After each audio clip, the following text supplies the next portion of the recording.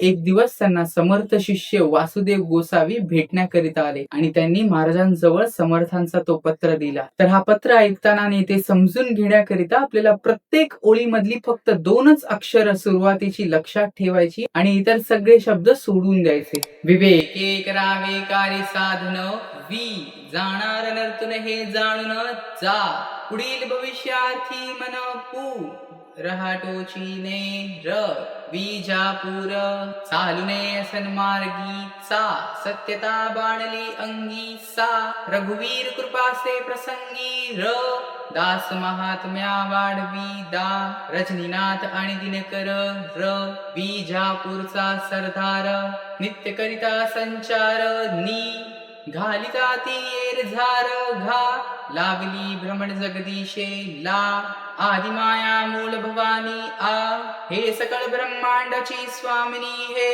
विजापूरचा सरदार निघाला आहे.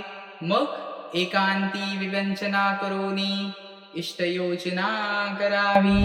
समर्थ शिवरायांना कळवतायत की विजापूरचा सरदार निघाला आहे. शिवा आपल्याला काय करायला हवं? एकांती विवंचना करोनी इष्टयोजना करावी. वंचना या शब्दाचा अर्थ होतो फसवणं आणि विवंचना या शब्दाचा अर्थ होतो फर्स्ट क्लास फसवणं, म्हणजे कोणाला तरी फसवणं आणि त्याला हे कळूच न देणं की तो फसला गेलाय म्हणून. आणि महाराजांनी मग असंच त्या अफजल खानाला फसवलं, जावळीत त्याला खेचून आणला आणि मग इष्टयोजना केली.